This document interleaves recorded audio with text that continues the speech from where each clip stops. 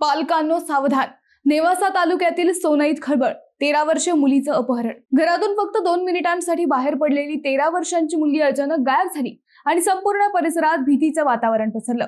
अहिल्यानगर जिल्ह्यातील नेवासा तालुक्यातील सोनई येथे एका 13 वर्षीय अल्पवयीन मुलीच्या बेपत्ता होण्याच्या घटनेने खळबळ उडाली आहे.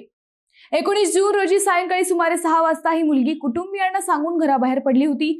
काही मिनिटात परत येणार असल्याचे तिने सांगितले होते. मात्र बराच वेळ उलटूनही ती घरी न आल्याने कुटुंबियांनी परिसरात आणि नातेवाईकांकडे तिचा शोध घेतला.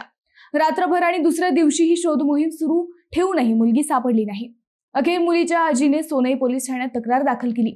पोलिसांनी अज्ञात व्यक्तीविरोधात अपहरणाचा गुन्हा दाखल करून तपास सुरू केला आहे.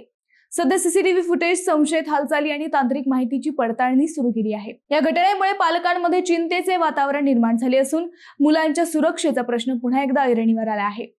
कोणाकडेही माहिती असल्यास तत्काळ पोलिसांशी संपर्क साधण्याचे आवाहन करण्यात आले आहे.